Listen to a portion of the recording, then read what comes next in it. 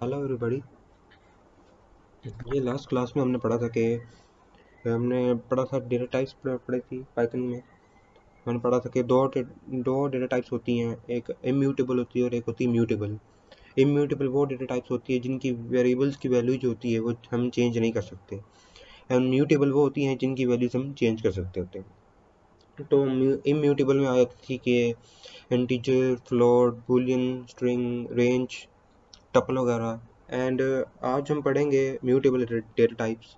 वो होंगी list, set and dictionary. तो सबसे पहले हम लिस्ट पढ़ लेते हैं। लिस्ट होती क्या?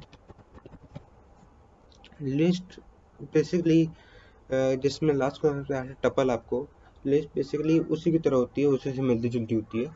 जैसे मैंने बताया था कि टपल एक कंटेनर होता है जिसके अंदर डिफरेंट किस्म की वैल्यूज आप स्टोर कर सकते होते हैं। लिस्ट भी सिंपली से वैसे ही है। लिस्ट में एक कंटेनर है जिसमें आप मल्टीपल वैल्यूज, मल्टीपल आइटम्स आप स्टोर कर सकते होते हैं। मतलब कि मैं एक वेरिएबल देता हूँ माय लिस्ट के नाम से, ठीक है।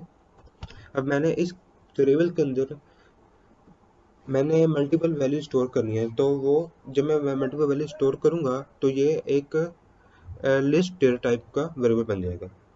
और लिस्ट के अंदर वैल्यू स्टोर करने का तरीका क्या होता है, इसके अंदर हम स्टोर करते हैं स्क्वायर ब्रैकेट से। टपल के लिए हम स्टोर करते थे पैरेंथेसिस लिखते थे, इसके अंदर जो वैल्यूज लिखते थे ना वो टपल की डेटा टाइप बन जाती थी। लेकिन इसके लिए हम स्क्वायर ब्रैकेट यूज करेंगे।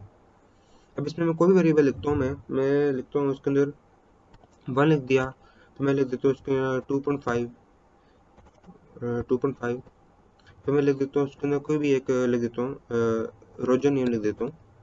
फिर मैं लिख देता हूँ उसके अंदर दोबारा 7, 9 एंड देन ABC। आप देख सकते हैं कि मैंने इसके अंदर कितनी वैल्यू स्टोर की है। मैंने इसके अंदर 6 वैल्यू स्टोर की हैं। एक है इंटीजर, एक है फ्लोट एंड एक है स्ट्रिंग, फिर इंटीजर, इंटीजर एंड स्ट्रिंग। मतलब कि इसमें हम डिफरेंट डेटा टाइप्स की वैल्यू भी स्टोर कर सकते हैं एक कंटेनर के अंदर। अब लिस्ट का मेन फंक्शन जो मैंने आपको बताया था कि जैसे टपल के अंदर है कि वो इम्यूटेबल है, तो उसकी वैल्यू हम चेंज नहीं कर सकते। एक बार मैंने स्टोर कर दी ना, मैंने उसके अंदर कोई वैल्यू ना ऐड कर सकता हूँ ना मैं उसके अंदर कोई वैल्यू रिमूव कर सकता हूँ। लेकिन हमारी लिस्ट म्यूटेबल है तो इसलिए इसके अंदर वैल्यू आप चेंज कर सकते हैं। मतलब मैं इसकी वैल्यू अपडेट भी कर सकता हूँ, मैं इसकी वैल्यू ऐड भी कर सकता हूँ, मैं इसकी वैल्यू रिमूव भी कर सकता हूँ। तो एक तो इसको प्रिंट करा लेते हैं कि देखने में कैसी लगती है। हमारी लिस्ट को मैंने प्रिंट कराया तो ये आ गया, इसने प्रिंट करा दिया लिस्ट की फॉर्म में मुझे इस तरह। ठीक है, इसका मैं टाइप भी आपको दिखाया था।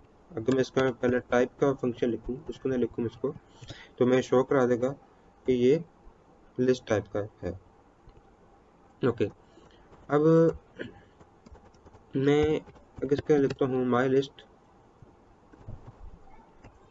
के ब्रैकेट्स में, मैं लिखता हूँ इसके अंदर 0, तो क्या करेगा ये पहले 0 इंडेक्स पे जो होगा वो मुझे शो करा देगा। 0 इंडेक्स मैंने आपको लास्ट वीडियो में बताया था कि इंडेक्सेस क्या होते हैं। इंडेक्स बेसिकली उनकी पोजीशन टाइप होती है कि वेरिएबल्स एक कंटेनर में किस पोजीशन पे पड़े हैं, क्योंकि आपने जब उनको लेटर एक्सेस करना होता है तो आपको उनकी पोजीशन चाहिए होती है, इंडेक्स उनको कहते हैं। इसकी इसकी हर लिस्ट की जो पोजीशन होती है वो स्टार्ट होती है हमेशा 0 से। अगर आप इनके 100 प्रोग्रामिंग बैकग्राउंड से हैं तो आपको पता होगा अरेज के बारे में। अरेज भी सेम टू सेम ऐसे ही होती थी कि उनकी जो पोजीशन होती थी वो 0 से स्टार्ट होती थी। लेकिन अरेज और लिस्ट में डिफरेंस था क्या कि अरेज जो होती हैं वो एक ही सेम डेटा टाइप्स की वेरिएबल स्टोर करती थी। मतलब कि अगर मैंने स्ट्रिंग स्टोर किया ना तो मुझे स्ट्रिंग ही स्टोर करना पड़ेगा। मैं इंटीजर स्टोर करूंगा तो मुझे एरर दे देगा। लेकिन इसमें ऐसा नहीं है, इसमें हम मल्टीपल डेटा टाइप्स की वैल्यू स्टोर कर सकते हैं। अब ये 1 जो है ये 0 इंडेक्स पे है, ये 1 इंडेक्स पे है, ये 2 इंडेक्स पे है, ये 3rd इंडेक्स पे है, ये 4 पे है एंड ये 5 पे है। तो अगर मैंने 1 इनको 1 जो है वेरिएबल है पहला वाला, इसको मैंने अगर एक्सेस करना है तो मैं 0 टाइप करूंगा। अब इसने 1 शो करा दिया। अगर मैं यहाँ पे रोजर मैंने एक्सेस करना है तो मैं यहाँ पे 2 टाइप करूंगा, तो इसमें शो करा दिया रोजर। अब इसका चेंज करना है तो मैं चेंज करने के लिए वो तो प्रिंट करा रहे थे, तो मैंने इसमें प्रिंट स्टेटमेंट में लिखी थी। अगर मैं चेंज करना है तो मैं इसका एग्जीक्यूटिव लिख के मैं अगर कोई भी लिख दूँ, मैं इंटीजर लिख दूँ, मैं फ्लोट लिख दूँ, मैं स्ट्रिंग लिख दूँ, मैं सपोज करें मैं इंटीजर लिख देता हूँ, मैं स्ट्रिंग लिख देता हूँ, स्ट्रिंग जगह लिखता हूँ जेम्स। अब क्या होगा कि जो रोजर जो है वो उसकी जगह आ जाएगा जेम्स, मतलब कि मैंने प्रिंट नहीं कराया, जब प्रिंट कराऊंगा तभी मैं शो करेगा कि चेंजिंग क्या आई है। अब मैं जिसको प्रिंट कराऊंगा तो देख सकते हैं कि रोजर की जगह में जेम्स आ गया।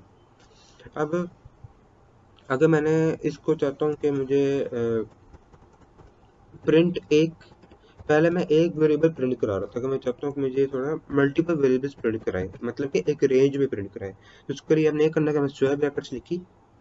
पहले जब मैं एक इंडेक्स लिखता था कि मुझे एक वैल्यू शो कराता था, अगर अगर मैं इसकी जगह लिखता हूँ कॉलन, कॉलन के आगे मैं लिखता हूँ 3। अब क्या होगा, कॉलन का मतलब और 3, इसका मतलब ये है कि ये कॉलन स्टार्ट होगा, मतलब कि बिगिनिंग से स्टार्ट होगा, जीरो इंडेक्स से, जीरो इंडेक्स से स्टार्ट होगा। और ये अब मैंने अगर इसकी लिमिट रखी है 3, मतलब कि जीरो इंडेक्स से स्टार्ट होगा और 3 पे आके रुक जाएगा। अगर मैं इसे प्रिंट करूँ तो आप देख सकते हैं कि उसने जीरो से स्टार्ट हुआ और 3 पे आकर रुक गया, मतलब कि जैसे वो 3 पे आया उसने 3 को प्रिंट नहीं कराया, लेकिन जैसे वो 3 पे आया उसने आके लिमिट रोक दी, मतलब कि जीरो से प्रिंट करना स्टार्ट किया, 1 भी कराया 2 भी कराया, जैसे 3 पे आया उसने लिमिट रोक दी। और अगर मैं इसी तरह मैं अगर इंडेक्स को पहले लिखता हूँ और कॉलम को बाद में लिखता हूँ, तो क्या कहेगा, अब ये 3 से स्टार्ट होगा, मतलब कि अब ये 3 को प्रिंट कराएगा और ये लास्ट जो इंडेक्स होगा उस तक जाएगा। अगर मैं इसको प्रिंट कराऊँ तो देख सकते हैं ये 3 से स्टार्ट हुआ, 3 7 एंड ABC, मतलब कि थर्ड इंडेक्स से स्टार्ट हुआ एंड 5 इंडेक्स तक गया, जो लास्ट इंडेक्स है इसका। अगर मैं दोबारा ये लिखता हूँ, अगर मैं स्टार्ट करता हूँ इसे, ये मैंने 4 लिखा, अब मैं स्टार्ट करता हूँ इसे 2 से मतलब 1 से कर लेते हैं। अब क्या होगा, ये 1 से स्टार्ट होगा और ये 4 तक जाएगा, लेकिन 4 प्रिंट नहीं कराएगा। मैंने अब इसकी पहले की भी रेंज दे दी है एंड लास्ट की भी रेंज दे दी है। एकदम मैं इसे प्रिंट कराऊँ तो देख सकते हैं कि 2.4 स्टार्ट हुआ 1 से, रोजर एंड 3 पे आके रुक गया, 4 प्रिंट नहीं कराया इसने। और अगर मैं सिर्फ कॉलम लिखता हूँ तो ये मुझे फुल प्रिंट करा देगा, मतलब इसने फुल यहाँ पे प्रिंट करा दी स्टेटमेंट मुझे। अब इसके थोड़े हमारे लिस्ट के जो लिस्ट है इसके भी थोड़े ऑपरेशन बता देता हूँ, मैं ज़्यादा डिटेल में नहीं बताऊंगा, क्योंकि बेसिकली जो ऑपरेशन ज़्यादा हम यूज़ करते हैं जब अपने डेटा स्ट्रक्चर्स पढ़ रहे हैं, तो मैं डेटा स्ट्रक्चर अभी पढ़ा नहीं रहा आपको, मैं बोल के बेसिक रखूंगा, ये मैं थोड़े फंक्शन बता रहा हूँ ताकि आपको थोड़े पते होने चाहिए। अगर मैं कोई प्रोग्राम बनाता हूँ तो मुझे थोड़े ऑपरेशन यूज़ करने पड़ेंगे इसके। तो मैं माई लिस्ट लिखता हूँ, अगर मैंने कोई वेरिएबल मैंने ऐड करना हो तो उसके लिए क्या करते हैं, एक तो वो तरीका पहले बताया था कि वेरिएबल्स मैंने अपडेट करने का, मतलब कि वेरिएबल्स में अपडेट कर रहा था पहले मैंने कोई भी इंडेक्स लिखता था, अगर नए वेरिएबल लिखता था तो उसकी पोजीशन चेंज, मतलब उसका नया जगह एक वैल्यू आया थी। लेकिन अगर हमने ऐड करना हो कोई तो उसके लिए हम लिखते हैं डॉट, आपने डॉट लिखना है, फिर हमने लिखना है अपेंड। अब अपेंड क्या करेगा, ये आप जो भी इसके अंदर वेरिएबल आप वेरिएबल लिखोगे वो उसको लिस्ट के लास्ट इंडेक्स के बाद, लास्ट इंडेक्स पे, मतलब के लिस्ट के लास्ट पे उसको ऐड कर देगा, मतलब कि मैं जो भी लिखूंगा वो ABC के बाद जाके ऐड हो जाएगा, मतलब कि फिर उसकी जो इंडेक्स पोजीशन होगी वो 6 हो जाएगी। तो अगर मैं अपेंड लिखता हूँ तो इससे क्या होगा, मैं इसके अंदर अब मैं जो भी वेरिएबल लिखता हूँ, मैं सपोज कि मैं कोई इंटीजर लिख देता हूँ, मैं लिखता हूँ 6.9। अब क्या करेगा, 6.9 इसके एंड पे आके ये ऐड कर देगा। मैं प्रिंट करा लेता हूँ ताकि नजर आ जाएगा इसने क्या क्या किया इसने। मैं कराया इसने भी देखें, इसने 6.9 जो इसने लास्ट पे इसने ऐड कर दिया। अब अगर मैंने इसे चाहता हूँ कि ये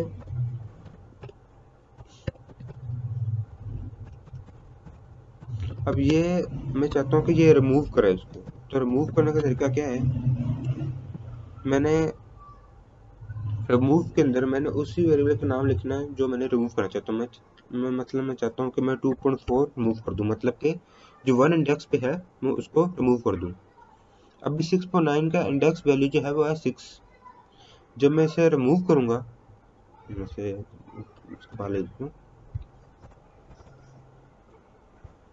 एंड इसे रिमूव कर देते हैं। फिर मैं दोबारा प्रिंट ले देता हूँ ताकि वो आपको समझ आ जाए कि किस तरह का फर्क कर रहा है। अब मैंने पहले किया, अब जब मैंने इसे किया तो ये 6.9 यहाँ पे हो गया था। जब मैंने रिमूव किया 2.5 को तो 2.4 यहाँ से रिमूव हो गया। और रिमूव होने की वजह से क्या हुआ कि जो 1 तो था जो अपने 0 इंडेक्स पर आए, जो रोजर जो था जो अपने 2 इंडेक्स पे था वो 1 इंडेक्स पे आ गया, और ये सारे इंडेक्स पिछले इंडेक्स पे पिछले इंडेक्स पे मूव कर गए।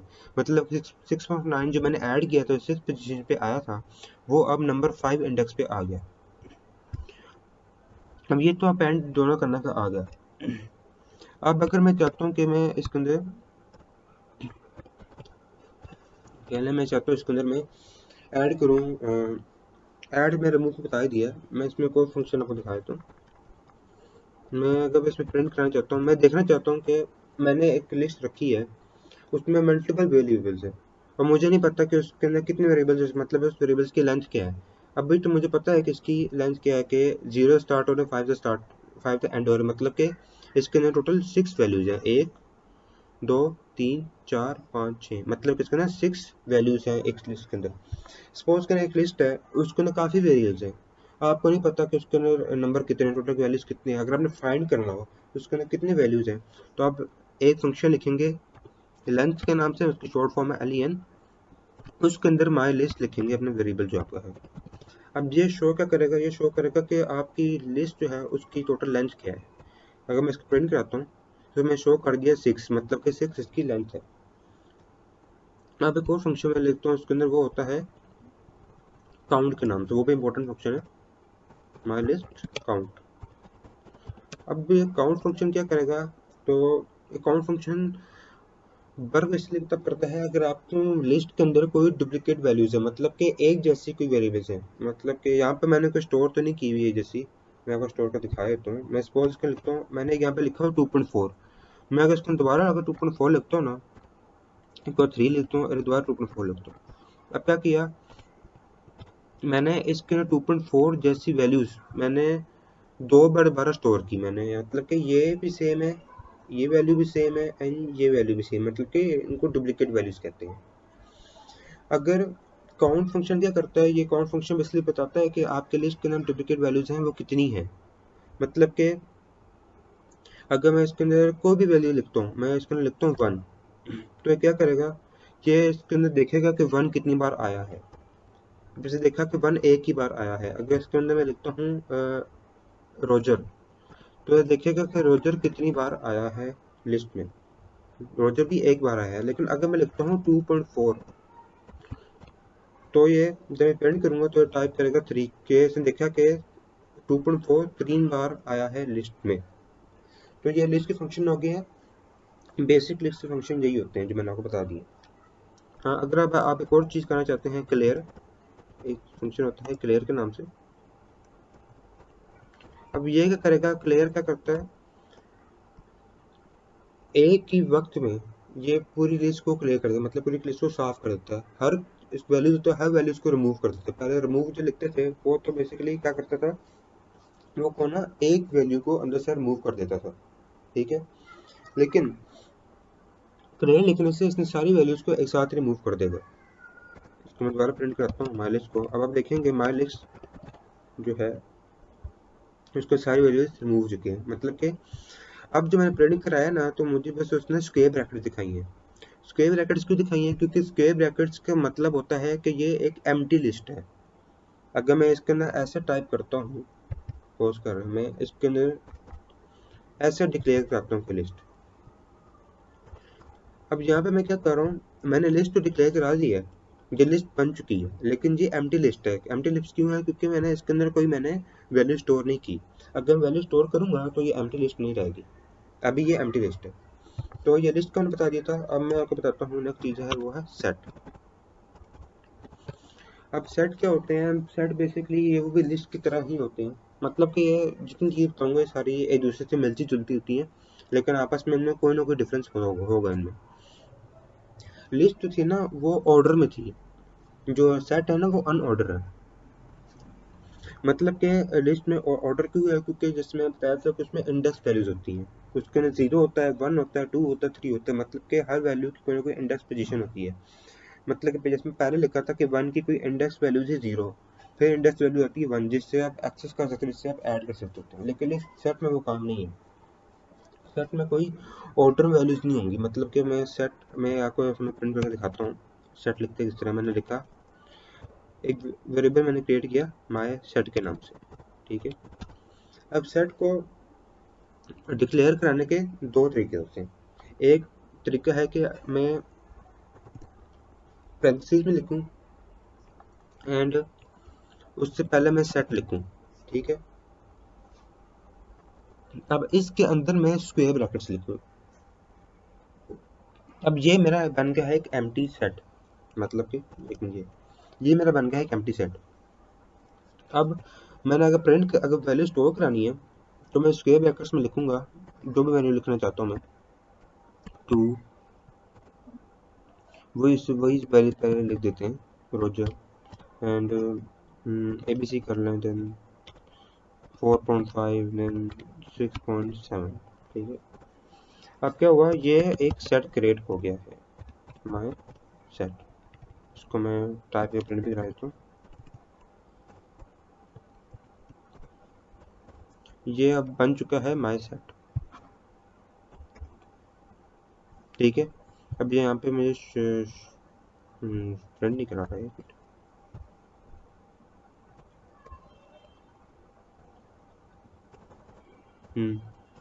अब ये माय सेट जो मैंने क्रिएट कर दिया है,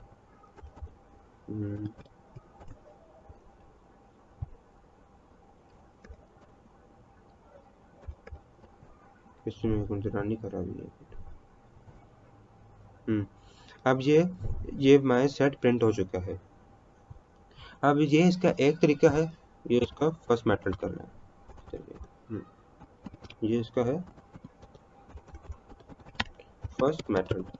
हम सेकंड मेथड इसका क्या है, वो है कि आप इसमें लिखें कर्ली ब्रैकेट्स में, मतलब कि मैंने कर्ली ब्रैकेट्स यूज की। अब इसके अंदर जो लिखूंगा वो भी सेट ही बन जाएगा। ये अभी सेट बन चुका है, ये इसका सेकंड मेथड है। ज़्यादा बेहतर मैं यही कहूँगा कि आप सेकंड मेथड यूज करें या फिर फर्स्ट मेथड यूज कर सकते हैं जो आपकी आसानी है। सेकंड मेथड ये है कि सेकंड मेथड ज़्यादा आसान है, आपको ना करना, आपको याद करना नहीं पड़ेगा कि मुझे याद होगा कि कर्ली ब्रैकेट से। तो मैसेज दोनों से है।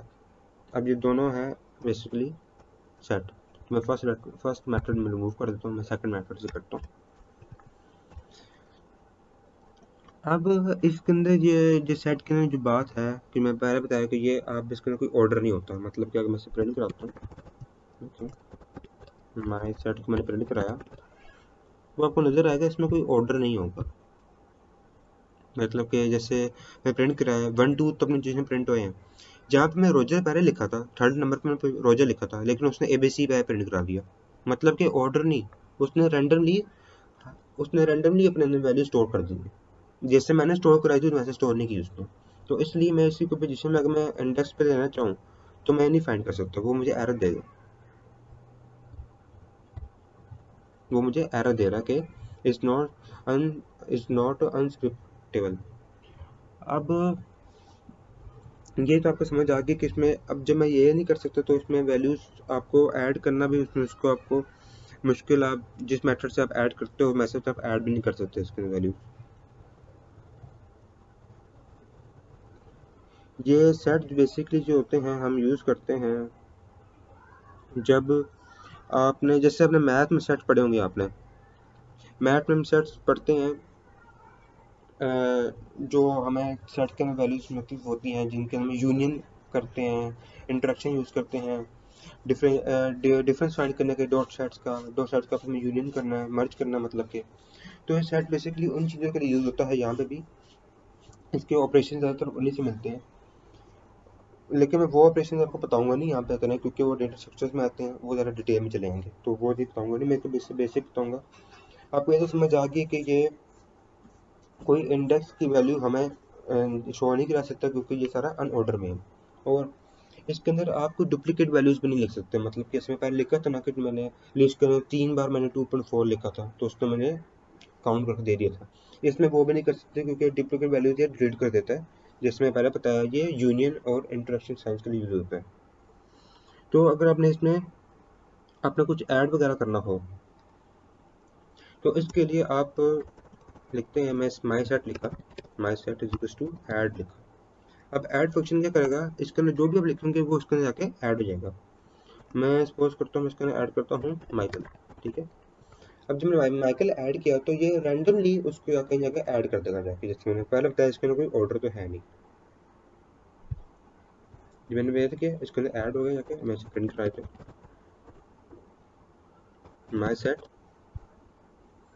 अब मैंने इसे प्रिंट करा दी। अब मैं इसके अंदर से रिमूव करना चाहूँगा तो मैं कोई वैल्यू इसके अंदर जाकर रिमूव कर दूँ। रिमूव करने का तरीका सेम टू सेम वही है जैसे लिस्ट में था, माई सेट लिखा और डॉट, अब रिमूव का फंक्शन, फिर मैंने माइकल लिख दिया। वैल्यू सेम होनी चाहिए वरना ये रिमूव नहीं करेगा उसको। अब मैंने इसके अंदर रिमूव किया,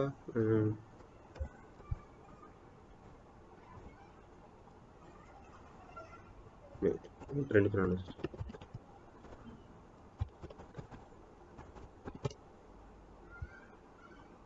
अब जब मैं इसको रिमूव करूँगा तो देख सकते हैं पहले में माइकल था, अब माइकल उसने रिमूव कर दिया। अब अगर मैं इसके अंदर कोई वैल्यू रिमूव करना चाहूँ जो इसके अंदर नहीं है, सपोज करें मैंने माइकल अब इसके अंदर नहीं था, तो मैं दोबारा माई सेट कराता हूँ एंड रिमूव, बल्कि यहाँ पे स्टेटमेंट में माइकल रिमूव हो रहा था, ठीक है। अगर मैं माइकल की जगह जो माइकल मैंने लिखा है, माइकल जहाँ पे ऐड है इस टाइम मैंने अभी जिस स्टेटमेंट जब रन करी थी तब रिमूव होगा, मैं कोई स्पेलिंग मिस्टेक कर देता हूँ एक, मतलब कि स्पेलिंग मैच नहीं हुई। जब वैल्यू मैच नहीं होगा तो रिमूव कर सकेगा नहीं। तो फिर अगर मैं दोबारा प्रिंट स्टेटमेंट लिखता हूँ तो आप जरा देखना कि जो वो आगे कंपाइलर करता क्या। मैं लिखा माई सेट, अब जब मैं इसको रन करूँगा उसने एरर दे दिया कि एरर कि माइकल मैच नहीं हो रहा, इसके इस पोजीशन पे एरर आ रहा है। तो अगर आपने एरर को अवॉइड करना है, अगर रिमूव भी करना है तो आप यूज़ किया करें डिस्कार्ड।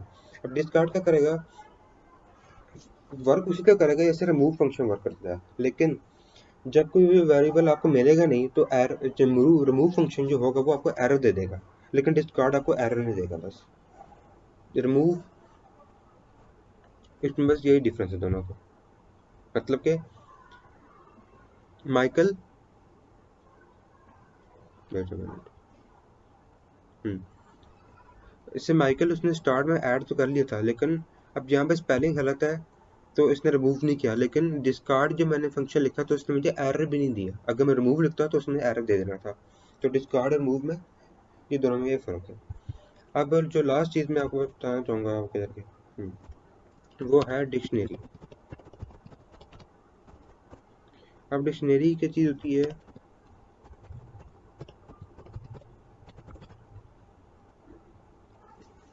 डिक्शनरी वही कह सकते हैं जैसे हम यूज़ करते हैं, जैसे मैं डिक्शनरी में बस पढ़ी होती हैं जिससे हम कोई भी वर्ड का मीनिंग फाइंड करना होता है।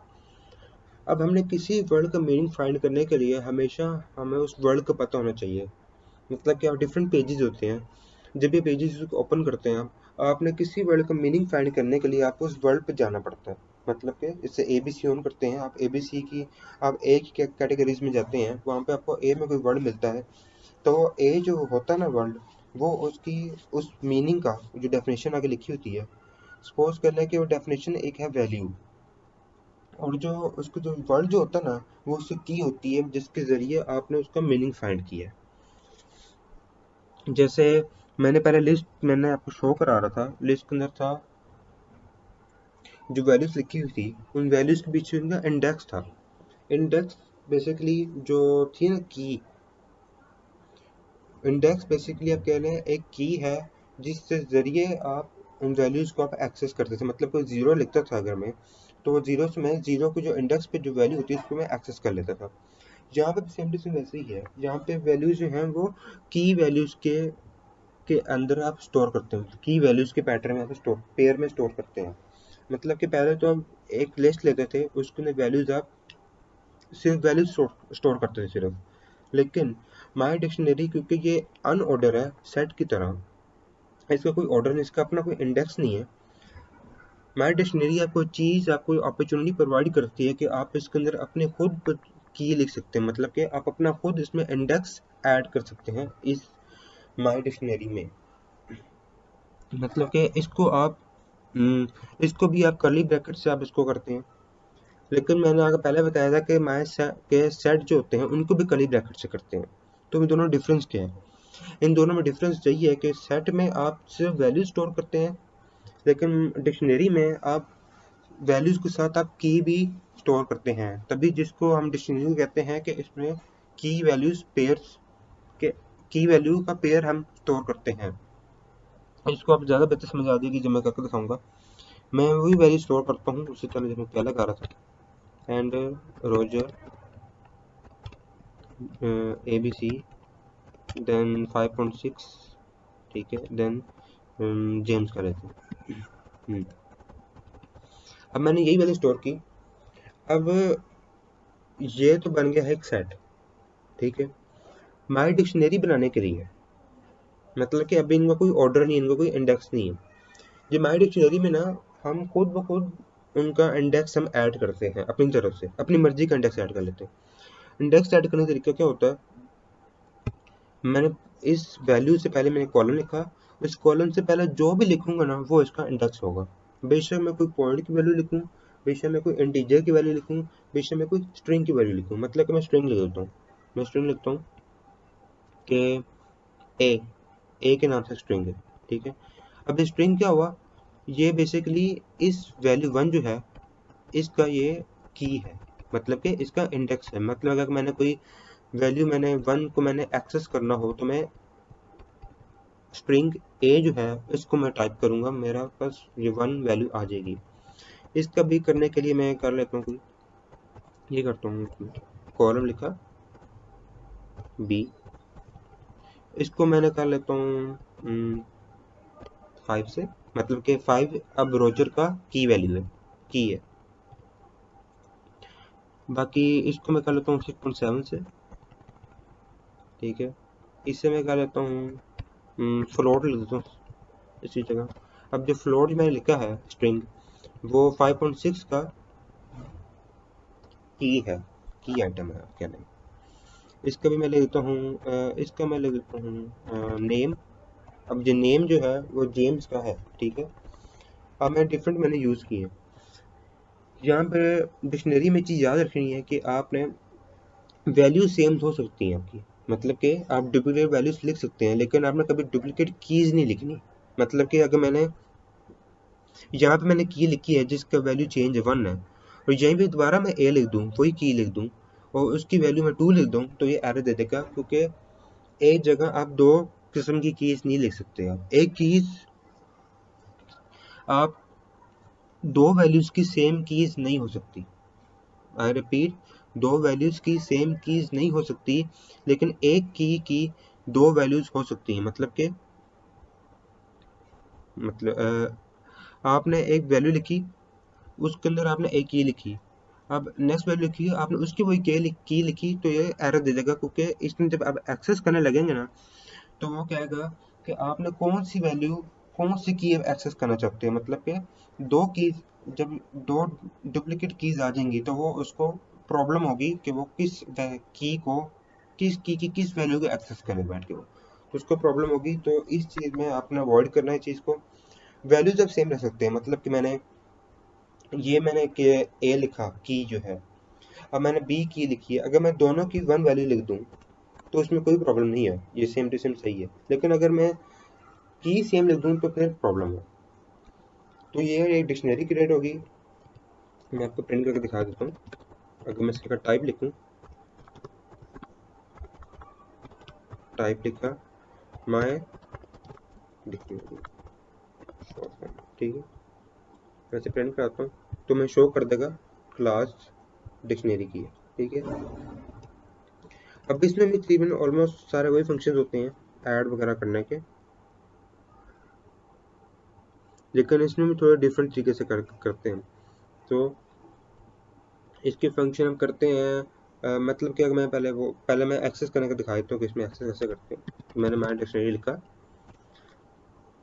हम जैसे पहले इसके ना इंडेक्स वैल्यू देते थे 0 2 5, जिससे आपकी लिस्ट में आपको शो हो जाता था। इसमें आपने जो खुद बनाया ना इंडेक्स, आपने वो लिखने यहाँ पे। सपोज मैं चाहता हूँ मैं 5.6 प्रिंट कराना, तो मैं यहाँ पे लिखूंगा फ्लोट, कि फ्लोट इसकी की वैल्यू है। अब ये मैं प्रिंट करा देगा 5.6। इसी तरह आपने वैल्यू अपने करनी है स्टोर, ये एक्सेस करने का तरीका है। एंड इसका फंक्शन थोड़ा दिखा देता हूँ माय डिक्शनरी की फंक्शन क्या होती है। इसमें अगर मैं यहाँ पे लिखता हूँ गेट, एक गेट भी तरीका होता है। जैसे अगर प्रिंट करा लिया था मैंने, तो गेट भी ये तरीका होता है। गेट भी मुझे शो कराएगा कि वैल्यू क्या है जो मैं करना चाहता हूँ। इसमें कोई इंडेक्स वैल्यू ले देता हूँ मैं, इसको लिखता हूँ, उसका नेम लिखता हूँ, तो ये मुझे शो कराएगा। प्रिंट करा लेते हैं, प्रिंट कराऊंगा तभी मुझे शो कराएगा, ठीक है। मैं प्रिंट कराया,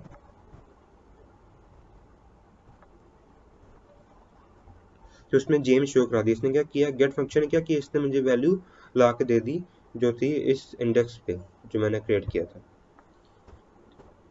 सेकेंडली इसका एक और फंक्शन दिखाता हूँ आपको, वो है कीज के बारे में। बाकी आइटम्स पर दिखाया आपको। आइटम्स क्या करेगा, ये आइटम्स मैंने फंक्शन लिखा है, ये बेसिकली मैं डिक्शनरी के जितनी वैल्यूज होंगी ना, जितनी भी कीज होंगी, वो सारी एक साथ ही में शो करा देगा। मतलब कि जैसे देखा इसने मुझे ये डिक्शनरी लिस्ट की फॉर्म में इसने मुझे शो करा दिया सारा, कि ये इसकी की वैल्यू है, ये वन वैल्यू है, और ये इसकी की वैल्यू है। 2 वैल्यू जो है ये बी उसकी की वैल्यू है, रोजर की वैल्यू 5 है, एबीसी की वैल्यू 6.7 है। अगर मैं चाहता हूँ कि मैं सिर्फ कीज देखूँ, उसमें सिर्फ कीज प्रिंट कराए मुझे, मतलब कि वैल्यू प्रिंट ना कराए, सिर्फ कीज प्रिंट कराए, उसको मैं लिखूँ की फंक्शन। अब इसने सारी कीज जो है उससे सारी वो प्रिंट करा दी, मतलब कि ए की थी, बी भी की थी, रोजर भी की है, नहीं रोजर नहीं, 5 की है, 5 भी की है, 6.7 भी की है, फ्लोट भी की है, नेम भी की है, इसने सारी शो करा दी इसमें मुझे। और अगर मैं चाहता हूँ कि मुझे सिर्फ वैल्यू शो कराए, की शो ना कराए, तो ये उसके लिए हम लिखते हैं, उसके लिए सारी वैल्यू शो करा दी, 1 2 रोजर, एबीसी, 5.6 एंड जेम्स वगैरह। अब बात आएगी है डिक्शनरी में ऐड वगैरह करने की, कि हम इसमें ऐड कैसे कर सकते हैं। इसमें ऐड करने का तरीका यही है कि माय डिक्शनरी पे पहले लिखा इंडेक्स,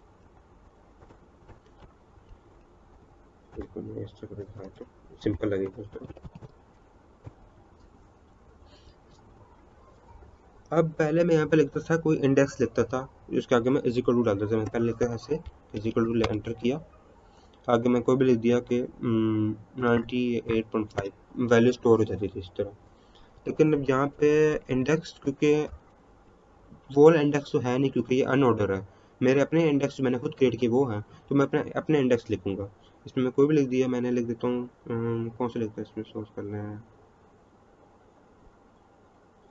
मैं फ्लोटर लिखता हूँ, ठीक है। अब जब मैंने फ्लोट लिखा, तो उसने क्या किया, इसकी वैल्यू को ये चेंज कर देगा।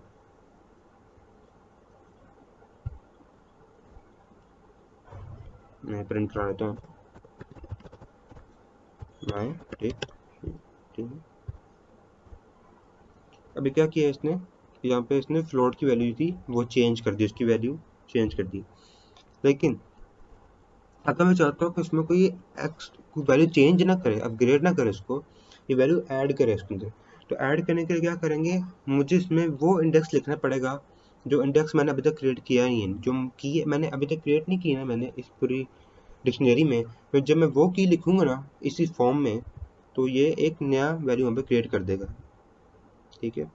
मतलब कि मैं इसी को कॉपी करता हूँ, यही लिखता हूँ मैं यहाँ पे लिखता हूँ इंटीजर, मतलब कि अब इंटीजर अभी तक मैंने पूरा क्रिएट नहीं किया इसके अंदर। इंटीजर मैंने कोई भी की मैंने इंटीजर के नाम से क्रिएट नहीं की। जब मैं यहाँ पे इसको इस तरह लिखूंगा ना तो ये यहाँ पे मुझे वैल्यू ऐड कर देगा खुद ब खुद। इसको इसको प्रिंट कराता हूँ। अब इसने वैल्यू ऐड कर दी, मैं इसे प्रिंट करा देता हूँ हाँ, ताकि शो हो जाए मेरे किसने क्या चेंजिंग की इसके अंदर। अब मैं किया है तो इसने इंटीजर वैल्यू इसके अंदर ऐड कर दी, वो जिसमें मैंने पहले बताया था मैंने। बाकी इसके अंदर रिमूव करने का इसका तरीका थोड़ा डिफरेंट है। इसके लिए हम यूज़ करते हैं, पहले प्रिंट करा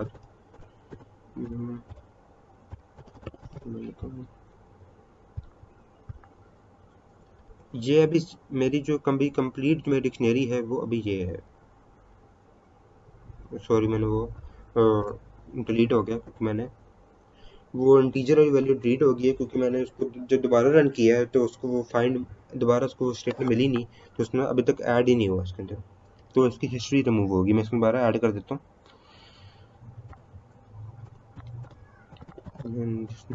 एंड इंटीजर था इक्वल्स टू 88, मतलब कि ये ऐड कर देगा उसी तरह। इसने नया वैल्यू ऐड हो गया। अब इसको रिमूव करने के लिए इसके लिए अब एक कीवर्ड यूज़ करेंगे। कीवर्ड्स होते हैं जो स्पेशली जो उस लैंग्वेज के लिए स्पेशली पहले से स्टोर हुए होते हैं, स्पेशल वर्ड्स होते हैं, कह लें स्पेशल वर्ड्स होते हैं कीवर्ड्स, जो जो सिर्फ प्रोग्रामिंग कंपाइलर जो होगा ना वो सिर्फ उन्हीं को रीड कर सकता होगा और कोई रीड नहीं कर सकता उनको। वो अब ये स्पेशल कीवर्ड है डेल के नाम से जो डिलीट करेगा। मैं इसके अंदर लिखता हूँ वेरिएबल वैल्यू लिखी है डिक्शनरी अपनी। अब मैं इसके अंदर आगे मैंने इसके अंदर जो वैल्यू लिखूंगा ना जो उसको डिलीट कर देगा, मतलब कि की वैल्यू लिखनी है आपने। मैं लिखता हूँ इंटीजर। अब पहले जो मैंने इंटीजर मैंने स्टोर कराया मैं इसे डिलीट करना चाहता हूँ। अब ये मेरी स्टेटमेंट रन करेगी तो इसको डिलीट कर देगा। चेंजिंग के लिए मैं दोबारा माई प्रिंट स्टेटमेंट लिख देता हूँ। क्या करेगा, इसने डिलीट कर दिया। अब अगर मैं इसके अंदर इंटीजर डिलीट नहीं करना चाहता, मैं इसके अंदर डिलीट करना चाहता हूँ ए, मतलब कि जो पहली वैल्यू है 1 वाली उसे डिलीट कर दूँ। तो जब मैं इसे डिलीट करूँगा तो देखें यहाँ पे ए वैल्यू जो है वो मैंने रिमूव कर दी। तो आज के लिए बस इतना ही है।